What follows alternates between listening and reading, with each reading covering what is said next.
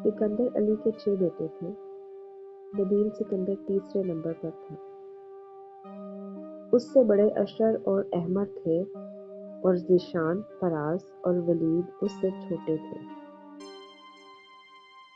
सिकंदर अली मुल्क के चंद नामवर एक्सपोर्टर्स में से थे और नबील भी अपने बड़े भाइयों की तरह बाप के साथ सर्जिकल और लेदर गुड्स के बिजनेस में शरीक था। उसने अमेरिका से बीबीए किया था और फिर स्टडीज में उसकी दिलचस्पी खत्म हो गई। सिकंदर अली चाहते थे कि वो अमेरिका में ही रहे ताकि वहाँ उनके ऑफिस को स्टैब्लिश किया जा सके। वो खुद भी इस प्रोजेक्ट में इंटरेस्टेड था, इसलिए वो अमेरिका में ही रहने लगा। 5-6 साल तक वो मुस्तकिल वही रहा और जब वहाँ उनका ऑफिस अच्छी तरह स्टैब्लिश हो गया तो उसने साल का कुछ हिस्सा पाकिस्तान में गुजारना शुरू कर दिया था। वो साल में 3-4 बार पाकिस्तान आता। शादी से उसे कोई दिलचस्पी नहीं थी। वो उसे एक फजूल जिम्मेदारी समझता था और सोचता था कि अगर शादी कभी की भी तो सिर्फ उस वक्त करूँगा जब किसी लड़की से इतनी अंडरस्टैंडिंग हो जाएगी कि वो मुझ पर फजूल पाबंदियाँ लगाने की कोशिश ना करे और मुझे अपनी ज़िंदगी अपने तरीके से गुजारने दे। यही वजह थी कि 32 साल का होने के बावजूद भी वो अभी तक खुद को शादी के लिए आमादा नहीं कर पाया था। उसके बड़े दोनों भाइयों की शादी हो चुकी थी और वो दोनों बहुत पुरसुकून जिंदगी गुजार रहे थे, मगर ये सुकून भी उसे शादी की तरफ अट्रैक्ट नहीं करता था। सिकंदर अली का वो लाडला था, इसलिए उनकी तरफ से इस पर कोई प्रेशर नहीं था। और हैरत की बात यही थी कि सारी औलाद में से सिकंदर अली अगर वाकई किसी को चाहते थे तो वो नबील ही था। न उन्हें अपने सबसे बड़े बेटे अशर से इतना लगाव था, न सबसे छोटे वलीद से इतनी मोहब्बत थी जितनी वो नबील से करते थे। वजह शायद ये थी कि नबील उनसे बहुत मुशाबहत रखता था, या फिर शायद ये बात थी कि बहुत अरसे तक बैरून मुल्क उनसे अलग रहा था, इसलिए वो उसे ज़्यादा चाहने लगे थे। और शायद एक वजह ये भी हो सकती थी कि नबील किसी दूसरे के लिए अच्छा हो या ना हो, वो कम से कम एक फर्मा बरदार बेटा ज़रूर था। वो ना सिर्फ फर्मा बरदार बल्कि बहुत मेहनती भी था। यही वजह थी कि उसने मुख्तसर अरसे में अमेरिका में उनके लिए एक अच्छी खासी मार्केट बना दी थी।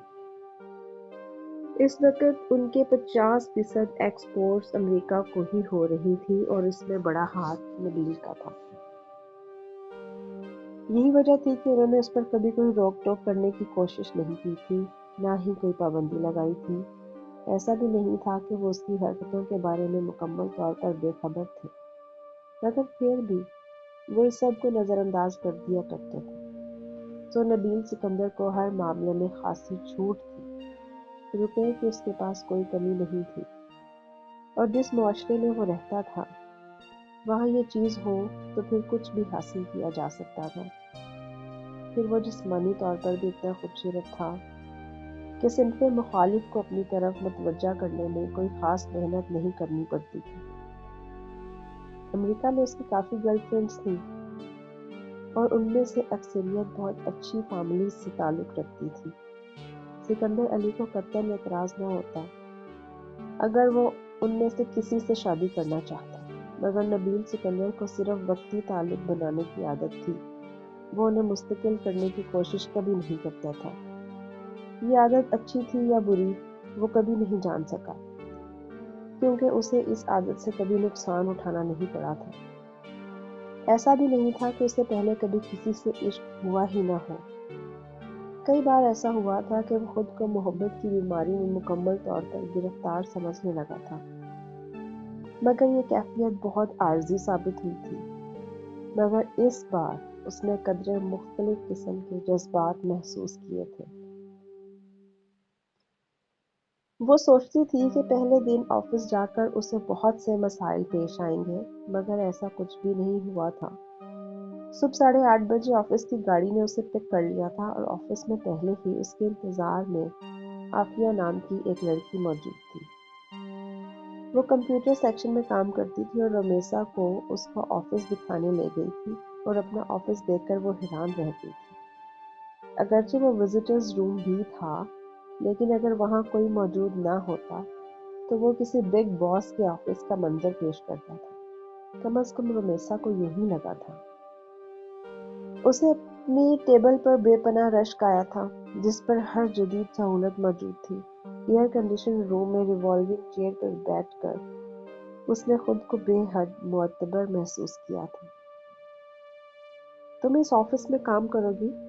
نبیل سکندر صاحب کے ساتھ۔ وہ آفس میں قدرے دیر سے آتے ہیں، اس لیے ان کے آنے سے پہلے تم ہر روز میرے ساتھ رہا کرو گی۔ میں تمہیں کمپیوٹر اور فیکس وغیرہ کے بارے میں تھوڑا ٹرین کر دوں گی۔ ٹیلی فون ایکسچینج ہینڈل کرنا تو خیر اتنا بڑا مسئلہ نہیں ہے، اور پھر تمہاری خوش قسمتی ہے کہ نبیل سکندر صاحب کے آفس میں کام بھی زیادہ نہیں ہے، ورنہ تم کسی دوسرے سیکشن یا آفس میں بغیر تجربے یا ان چیزوں کے علم کے بغیر آتی تو تمہارے لیے بہت مشکل ہو جاتی۔ بہرحال تمہیں یہ سب سیکھنے کے لیے کافی وقت مل جائے گا۔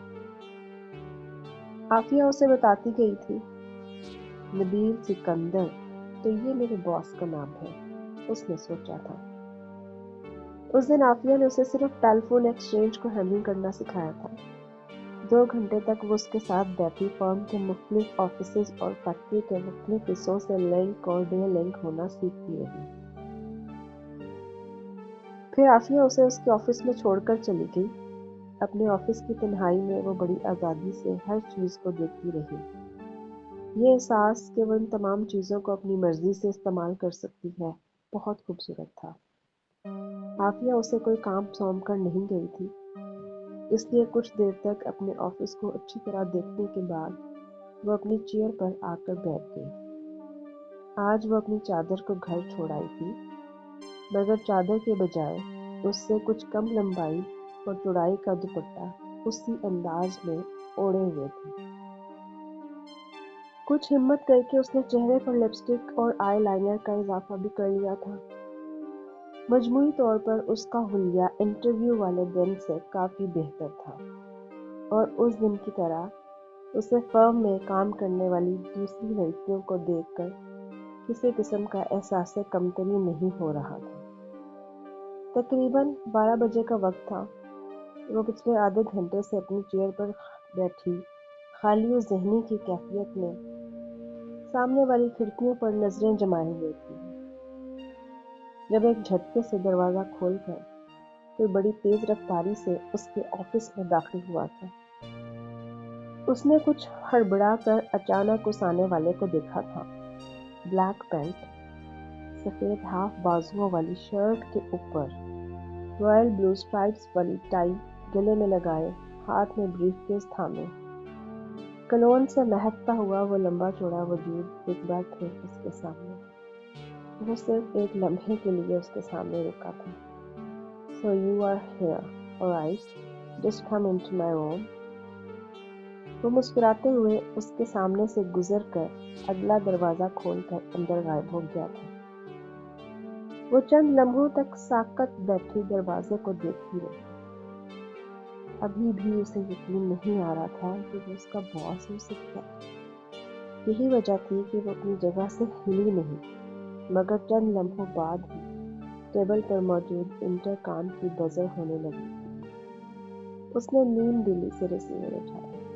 مس رمیسا، پلیز میرے آفس میں آئیں۔ یس سر، گھٹے ہوئے لہجے میں اس نے کہا تھا۔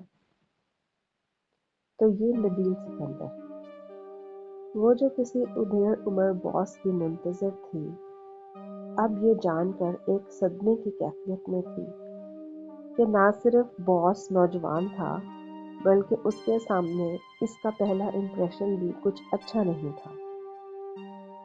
بادل نخواستہ وہ اٹھ کر اندر چلی آئی تھی۔ وہ اپنی کرسی پر بیٹھا موبائل پر کسی کو کچھ ہدایات دے رہا تھا۔ ہاتھ کے اشارے سے اس نے اسے بیٹھنے کا اشارہ کیا تھا۔ وہ بڑی بے دلی سے کرسی کھینچ کر بیٹھ گئی تھی۔